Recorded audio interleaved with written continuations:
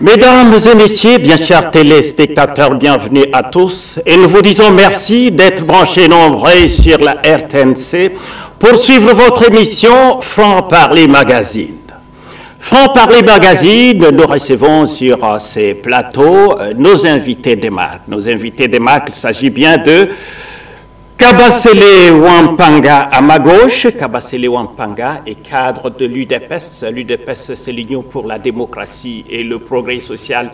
L'UDPS Tshisekedi, je le précise.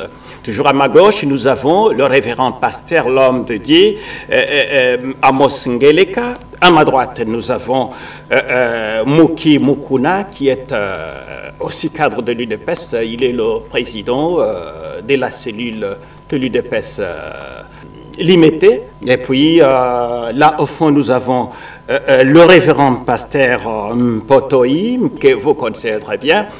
Avec nos invités, nous allons faire le point en rapport avec l'agression de la RDC par le Rwanda sous couvert du M23, soutenu par la communauté internationale, bien entendu, et les puissances, donc les puissances étrangères, y compris même les multinationales.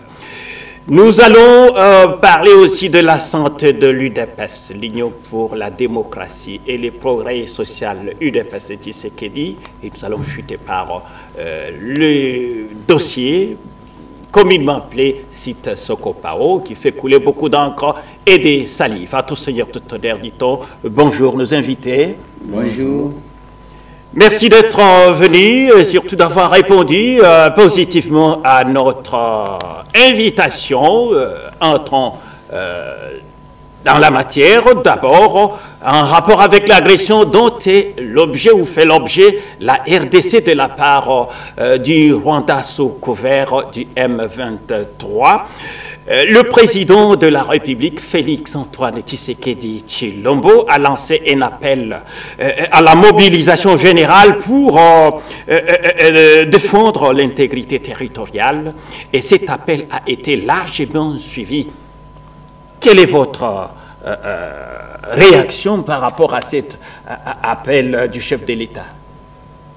Oui, étant donné que nous sommes avec les chefs de l'État, tout en restant dans sa vision, je pense que ce qu'il sent, c'est ce que nous sentons. Nous sentons quelque chose de très profond, parce que nous avons milité pour un état de droit pendant 37 ans d'élite, ici je parle en tant que cadre de l'UDPS, et qu'en venant au pouvoir, le chef de l'État avait donné ce qu'on appelle le Tcheleka, qu'il va travailler pour l'intégrité de notre territoire et aussi pour la paix, une paix totale et durable. Et la situation de l'Est fait partie des situations que nous avons trouvées, étant donné que cette situation est indépendamment de sa volonté, de la volonté des Congolais. C'est une agression extérieure. Comme je l'ai toujours dit, que nous sommes victimes de nos ressources et de notre histoire aussi. Chef de l'État, étant donné qu'il est le commandant suprême et garant de toutes les institutions, il a donné un mot d'ordre pour que nous puissions nous tous nous mettre derrière lui et derrière nos vaillants combattants qui sont sur le terrain. Donc, étant donné que c'est un fils digne de ce pays, je crois que sa position, c'est notre position. Nous devons nous mettre tous debout pour défendre notre pays. Kabasele Wampanga, vous êtes quelqu'un à ne pas présenter dans l'opinion publique, que ce soit à Kinshasa, dans le Congo profond Ivoire, même à l'étranger. Vous êtes cadre de l'UDPS proche du chef. Donc, je dirais un crack, s'il faut aller plus loin, un capitaine Lancourt. Je reste toujours avec vous, chacun fait ce qui est à sa portée. Les jeunes s'enrôlent massivement dans les rangs de forces de défense et sécurité pendant que les confessions religieuses, les ONG et les partis politiques organisent les marches, des protestations contre cette agression. Et l'hypocrisie de la communauté internationale. Pensez-vous, cette fois-ci, que la cohésion et l'unité nationale ont été retrouvées grâce à l'appel du chef de l'État Félix-Antoine Tshisekedi Chilombo, parce que vous avez suivi au départ, au début, il y a eu des contradictions pendant qu'il faut se battre et les uns soutiennent leur position. Oui, en principe, il y a eu cohésion nationale. Si nous pouvons parler deux ou trois personnes qui ont eu d'autres visions que de se mettre ensemble. Je pense que dans d'autres pays du monde, partout, là où quand un pays a des problèmes, les gens doivent se mettre ensemble pour défendre leur pays. Même si vous êtes de l'opposition, que le pays est agressé, je ne sais pas comment vous pouvez vous mettre à l'égard, parce que c'est notre pays. Et que nous avons un bon chef qui est devant nous, qui nous a dit, attention, nous sommes agressés, chers amis, nous devons défendre notre pays. Alors, je crois que l'appel du chef de l'État a été accepté partout, par des confessions religieuses, par des sociétés civiles, par des partis politiques. Vous avez vu vous-même, partout dans les 26 provinces, les gens sont debout pour défendre, être derrière la vision du chef et pour l'intégralité de notre territoire. Entre-temps, sur les lignes ou la ligne de front, les FARDC montent en puissance, surtout en bombardant les positions des agresseurs. Vous l'avez suivi. Oui. Comme tout Congolais épris de patriotisme, ces frappes aériennes ont changé, n'est-ce pas, la donne, mettant en route l'ennemi. Votre appréciation, je crois que vous avez regardé les avions de chasse comme nous. Oui. C'est une détermination. Ils ont compris que... Je disais tantôt là que le Congo, c'était un éléphant qui dormait. Il fallait avoir un être humain comme Félix-Antoine Tshisekedi Tshilombo qui pouvait donner une direction. Je crois que c'est cette motivation-là, s'il faut bien parler français, permettez, qui a dû motiver nos voyants combattants sur le terrain et la population aussi. Vous savez, lorsque vous avez un bon commandant d'élite, lorsqu'il donne un mot d'ordre et que toute la population est derrière nos vaillants combattants FARDC, et vous avez vu l'exercice, ça a montré qu'on est là, l'RDC, notre pays existe et que nous pouvons faire face à nos agresseurs. Avant de me tourner à ma droite, je voudrais d'abord que nous puissions aborder toujours cette question qui concerne nos FARDC au front. Depuis que la force aérienne est entrée en action, les pertes infligées aux agresseurs leur poussent à revenir aux négociations. On a vu le président angolais aller au Rwanda et venir ici chez nous à Kinshasa, en RDC, rencontrer le chef de l'État, Félix-Antoine Tshisekedi. Au même moment, l'ancien président kenyan Uhuru Kenyatta est aussi arrivé à Kinshasa dernièrement. Au menu de leur rencontre, la guerre dans l'Est de la RDC. Dites-nous, les pourparlers sont provis à Nairobi avec les groupes armés opérant dans l'Est. Que proposez-vous aux autorités congolaises ou RD congolaises qui ont déjà demandé à ces groupes de déposer les armes et être démobilisés d'une part et d'autre part, refusant tout dialogue avec les terroristes du M23, parce que je rappelle que les négociations, ça ne date pas d'aujourd'hui. Dans notre pays, quand on commence quelque chose, une discussion, ça aboutit par les négociations, et les négociations, c'est l'affaire du partage du gâteau. Les uns, soit les postes au gouvernement, vous savez bien, dans les institutions publiques, s'il faut être bref, dites-nous un peu comment, qu'est-ce que vous proposez, vous trouvez cette logique? Non, moi je reste du côté du gouvernement et de notre commandant suprême. Nous avons qualifié les M23 de terroristes. Vous savez, on ne peut pas aller sur la table de négociation avec des terroristes. Ce que je pense, ils doivent réfléchir, rentrer dans leur position et comprendre qu'ils sont devant un vaillant combattant qui a pris des décisions. Donc moi je suis derrière le gouvernement. Nous n'allons pas chercher à des mixages et autre chose. Notre souci est qu'il laisse notre pays libre et nous pouvons continuer. Donc, si nous allons au niveau de Nairobi, ce n'est pas pour aller réfléchir ou bien réfléchir derrière nos terroristes, c'est pour passer le message du chef que ces gens doivent quitter des positions. Bunagana et les autres, ils doivent laisser notre pays libre. Donc, je suis du côté du chef Nous n'allons pas traiter avec les terroristes. Nous devons être stricts. Ça ne fait pas aussi de la dignité d'un pays, ça va aussi de la valeur de notre pays. Moukouna Mouki, vous êtes aussi cadre de l'UDPS, vous êtes président de l'UDPS Limité, la cellule 7e Marie, tout ça. Limité, dites-nous, vous avez suivi le prédécesseur, quelqu'un n'est pas présenté, Kabasele Wampanga, un cadre de l'UDPS. La situation est dominée par l'agression de la RDC par le Rwanda sous couvert du M23. Quelle est votre réaction par rapport à cette agression? Ok, merci beaucoup, messieurs les journalistes. Le grand frère a tout dit. C'est lui le gardien du temple, comme nous avons l'habitude de l'appeler, Wampama, le gardien du temple. Il a tout ramassé, il a dit.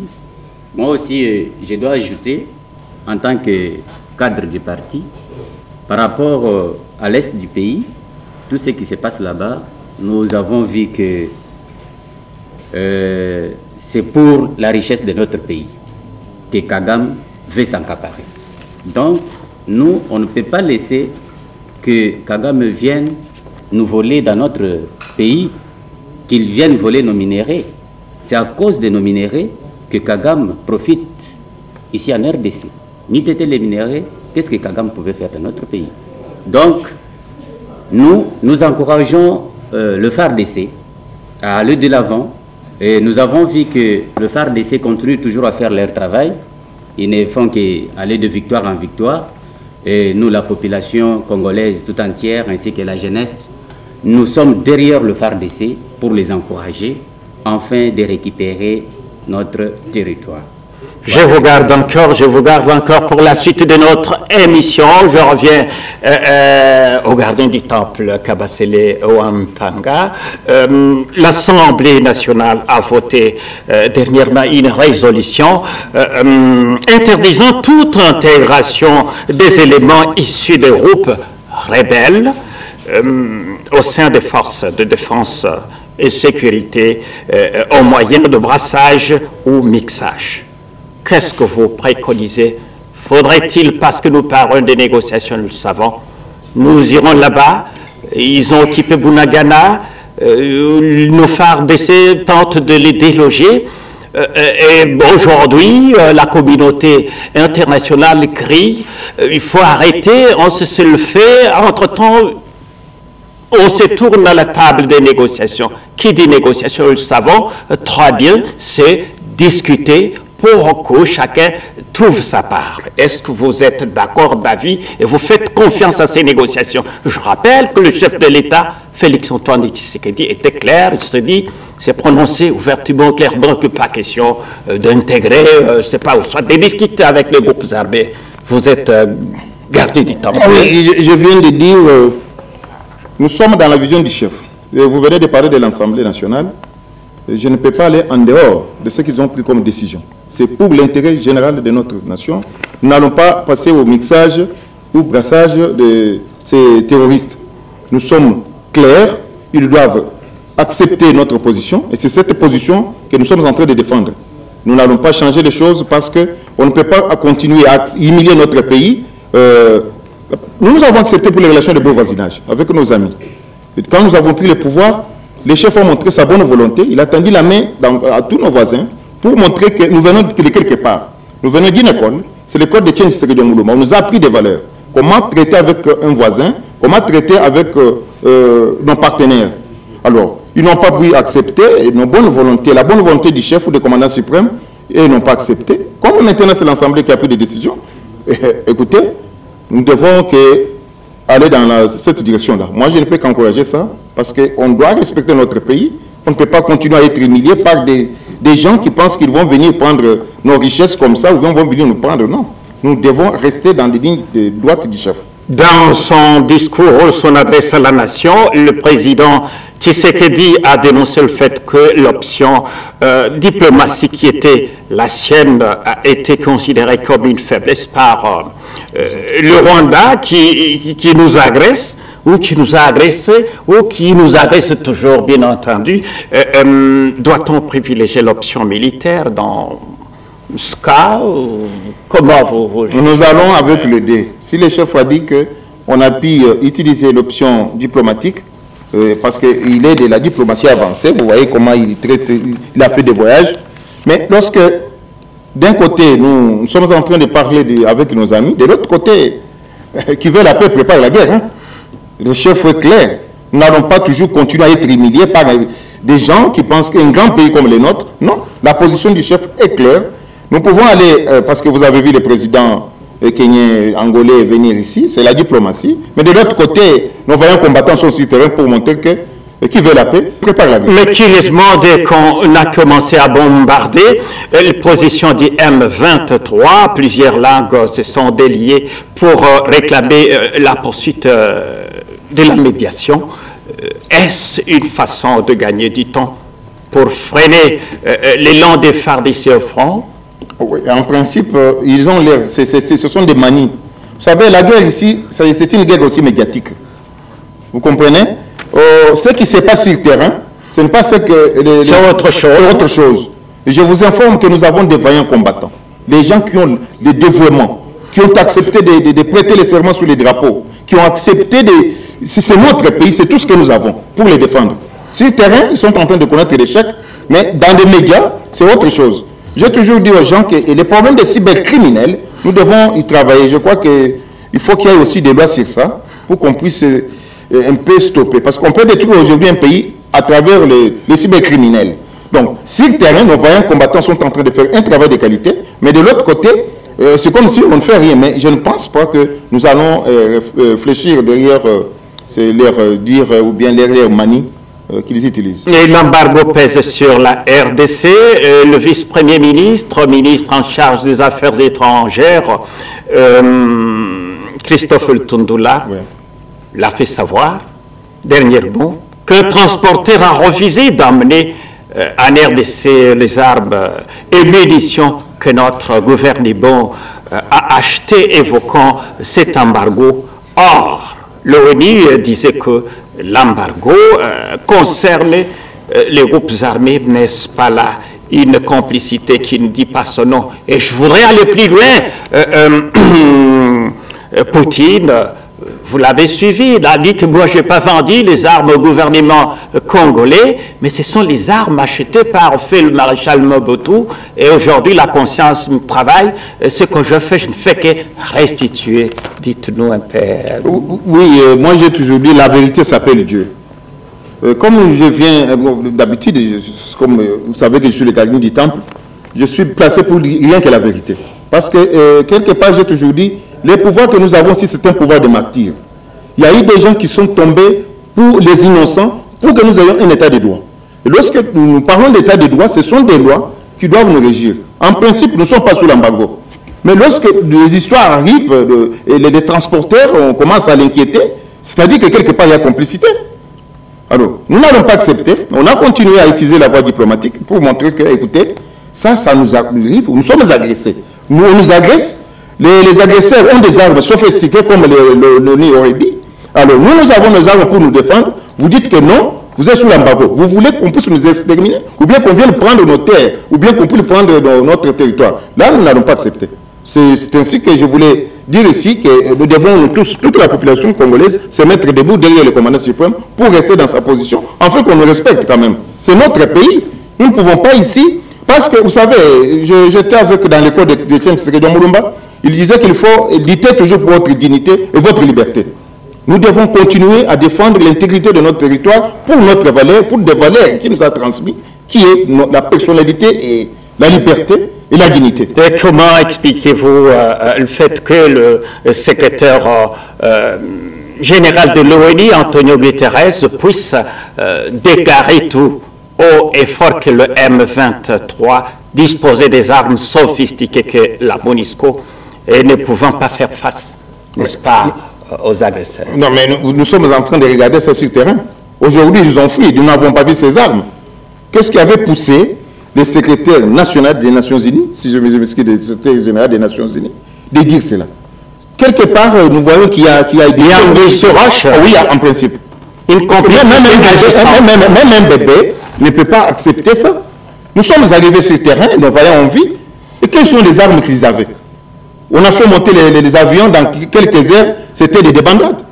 On n'a pas vu des armes sophistiquées, qu'ils nous disaient. Donc c'est pour nous endormir et qu'on puisse continuer à récupérer nos terres. Non, là, nous n'allons pas accepter. Et dans ce même chapitre, Kabasele Wampanga, le gardien du temple, alors qu'il y a des troupes de la MONUSCO qui, après plus de 20 ans de décennies, ont échoué, lamentablement, à ramener la paix au Congo, il y a les troupes militaires de la communauté des États de l'Afrique de l'Est qui se déploient. Les Burundais sont déjà au Sud Kivu et les Kenyans sont arrivés à Goma. Quelle analyse faites-vous sur ce déploiement? Avez-vous la confiance totale à ces voisins qui sont d'ailleurs soupçonnés de jouer le rôle de l'ennemi? Dire que la confiance totale, non. Je suis un gardien du temple. Non, mon souci, c'est que nous devons être vigilants. Je demande à la population congolaise d'être vigilants et d'être aussi prudents. Vous savez, nous avons montré la volonté, la bonne volonté, des relations de bon voisinage pour dire que seuls nous ne pouvons rien, mais avec les autres, nous pouvons faire quelque chose. Mais vous venez de parler de MONUSCO. Ça fait 20 ans. La guerre continue à l'Est. Aujourd'hui, nous avons pris une position. On doit travailler pour comment ils peuvent rentrer chez eux. Nous allons nous en occuper de notre pays, nous-mêmes. Les amis sont venus nous aider, mais entre-temps, nous sommes vigilants de voir s'ils ne sont pas à mesure. Nous allons continuer. Tous les jours, on est en train d'enrôler les jeunes. Ce n'est pas pour que l'armée, notre armée puisse être faible. C'est-à-dire que les jeunes qu'on est en train d'enrôler sont en train de subir la formation. Et au même moment, nous devenons très forts pour que nous puissions rester nous-mêmes à défendre notre pays. Je pense que nous devons être toujours vigilants vis-à-vis de nos amis qui sont arrivés pour nous aider. Kabasele Wampanga, on vous appelle le gardien du temple, vous êtes cadre de l'UDPS, mieux placé pour répondre à cette question qui revient sur les lèvres de compatriotes congolaises et congolais. On déplore l'infiltration au sein des institutions, on déplore la faiblesse de nos institutions, le clientélisme, l'affairisme. Dites-nous quel est votre point de vue et puis comment y mettre définitivement fin et décourager les traîtres. Écoutez, c'est depuis Béatrice Hôtel, je dois être sincère, les gens qui ne me connaissent pas. J'accompagne les chefs de l'État avant les élections, pendant les élections et après les élections. Je suis aux États-Unis d'Amérique pendant presque maintenant 27 ans, mais je me suis détaché directement parce que la LIT, nous étions là pour cette élite. L'infiltration, oui.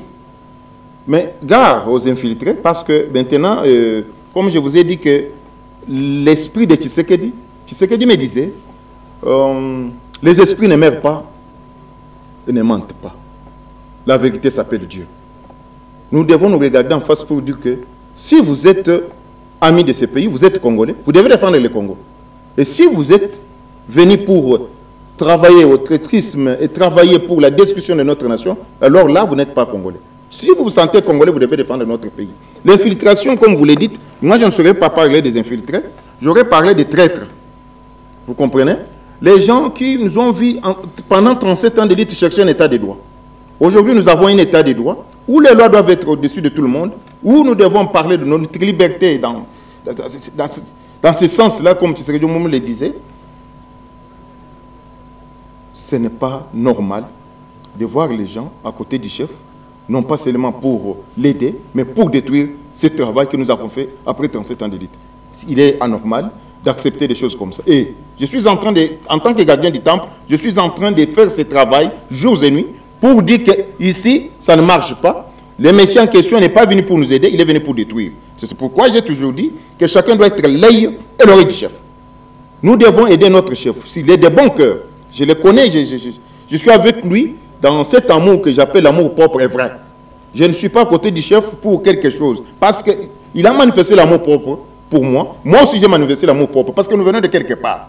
Nous avons perdu nos parents, nous avons perdu nos frères pour cet état de droit. Accepter aujourd'hui qu'on puisse nous infiltrer, qu'on puisse boutiquer les ordonnances du chef, là, j'ai dit non. Je dois être là en tant que gardien du temple pour contrôler. On a mis qui ici? Parce que je suis arrivé ici chez vous, j'écoute les agents en train de me poser beaucoup de questions. Je dois dire la vérité chez les chefs. Les chefs, écoutez ici, écoutez ce que la base est en train de dire. La base, c'est quoi? La RTN, c'est les travailleurs, c'est une base. Lorsque vous avez des nouveaux venus comme des responsables, oui, c'est l'autorité qui décide. Mais l'autorité, on va l'accompagner avec la vérité. Parce que tu sais que Dieu m'avait dit, la vérité s'appelle Dieu. Les esprits ne meurent pas, ne mentent pas. Il ne faut pas mentir les chefs. Chez les chefs de l'État est sacré, le pouvoir est sacré. Ça, c'est ce que on m'a appris. Au chef, on doit lui dire la vérité, rien que la vérité.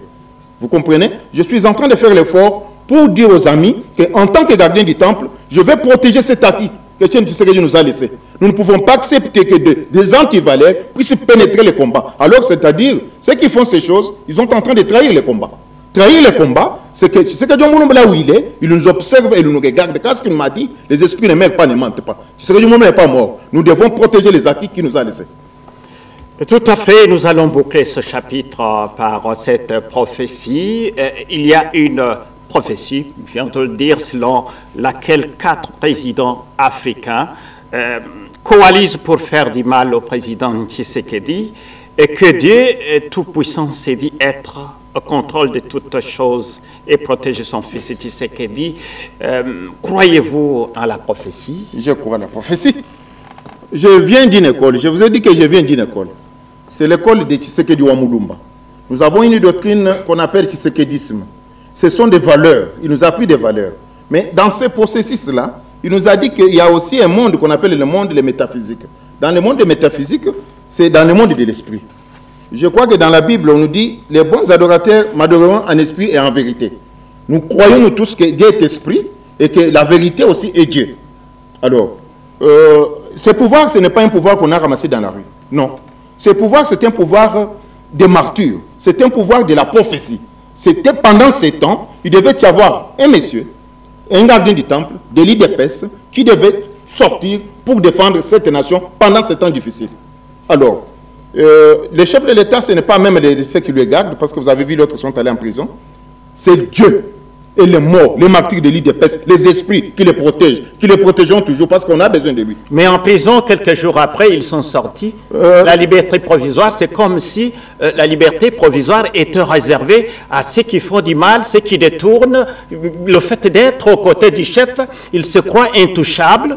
2, 3, 4 jours, liberté je sais pas, la liberté provisoire. Et ceux qui ont peut-être piqué un citron, je ne sais pas, les barbouches et tout, ils peuvent purger même 5 ans. Vous trouvez ça normal? Merci. Moi, je ne peux pas accepter qu'on puisse détruire ce que nous avons construit. Après 37 ans d'élite, on a milité jour et nuit pour avoir un état de droit. Dans cet état de droit où les lois devront être au-dessus de tout le monde. Si la justice trouve que la personne est acquittée, nous devons accepter aller derrière la justice. Mais j'ai toujours plaidé pour une justice juste. Vous comprenez? Et que je dois toujours veiller. Je crois qu'il y a 2 jours passés que je vous ai dit, nous devons être tous l'œil et l'oreille du chef. Parce que nous devons dénoncer tout ce qui est contraire à nos valeurs. Et c'est pour aider les chefs et pour aider à protéger notre acquis et notre élite. C'est très important. Mesdames et messieurs, bien chers téléspectateurs, je rappelle que nous avons reçu sur ces plateaux nos invités de marque, notamment à ma gauche, Kabasele Wampanga, cadre de l'UDPS, le gardien du temple. Toujours à ma gauche, nous avons le révérend pasteur Amos Ngeleka. À ma droite, nous avons le président Muki Mukuna, qui est le responsable de la cellule de l'UDPS 7e Mairie industrielle. Nous avons au fond le révérend pasteur Emmanuel Mpotoy. Avec nos invités, nous sommes en train de faire le point en rapport avec l'évolution de la situation sécuritaire à l'est de la République démocratique du Congo, notamment l'exploit de nos vaillants soldats, nos éléments de nos forces armées de la République démocratique du Congo. Nous allons parler aussi de la santé de l'UDPS, mais nous allons chuter par les dossiers communément appelés Soko Pao. Je suis à vous, Muki Mukuna. Vous êtes cadre de l'UDPS. Oui. Quelle est la santé de votre parti, l'UDPS, l'Union pour la démocratie et le progrès social, le parti cher à Félix Antoine Tshisekedi Tshilombo, surtout afin de limiter qui nous entend, qui nous regarde, Etienne Tshisekedi ou à Moulumba Thérèse Mémoire. Merci beaucoup, messieurs les journalistes. Je suis ici, je suis président de la cellule 7e rue industrielle. L'UDPS, c'est notre parti. Donc, je suis ici pour vous dire que la santé de mon parti est bonne. Et nous avons vu notre secrétaire général, M. Augustin Kabouya, en train de redynamiser le parti. Il a fait le tour de nos provinces et partout où il est passé, nous avons vu vraiment du succès.